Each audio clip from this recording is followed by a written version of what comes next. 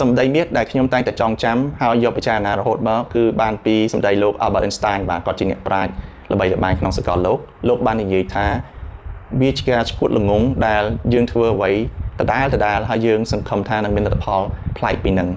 មានន័យថាបើសិនជាយើងធ្វើអ្វីដដែលយើងនឹងបានលទ្ធផលដដែលមកអញ្ចឹងបើសិនជាយើងចង់បានអីថ្មី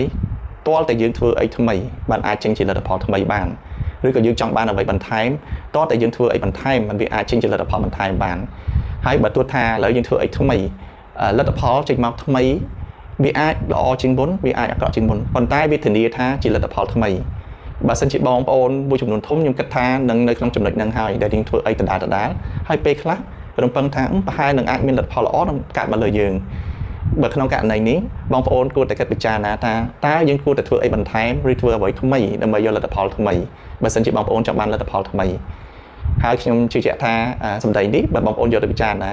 ក្នុងប្រហែលខែទៅមុខទៀតប្រហែលជាខ្ញុំជឿថា fan ខ្ញុំមួយចំនួននឹងធ្វើអ្វីថ្មីហើយនឹងបានលទ្ធផលថ្មីអ្នកខ្លះទៅបានល្អទៅអ្នកខ្លះទៅមិនទាន់ជួបនៅលទ្ធផលល្អទៅប៉ុន្តែនឹងជាអ្វីដែលខ្លួនឯងជំរុញខ្លួនឯងទៅធ្វើអីដែលថ្មីហើយអាចជាចំណុចមួយដែលទាញឲ្យបងប្អូនទៅជារីកចម្រើនជាងមុនបាទបើដូចជាខ្ញុំជាដើមគឺខ្ញុំជាធ្វើអ្វីថ្មីដើម្បីមានការរីកចម្រើនដើម្បីមានការផ្លាស់ប្ដូរឲ្យប្រសើរឡើងអញ្ចឹងបងប្អូនអរគ្នាបើសិនជាបងប្អូននៅក្នុងចំណុចនេះកំពុងតែធ្វើអ្វីដដែលបងប្អូនជួយ comment មើលបាទហើយនឹងមានផែនការអត់នឹងថាធ្វើអីដែលថ្មីឬធ្វើអីបន្ថែមដើម្បីទទួលលទ្ធផលបន្ថែមនិងលទ្ធផលថ្មី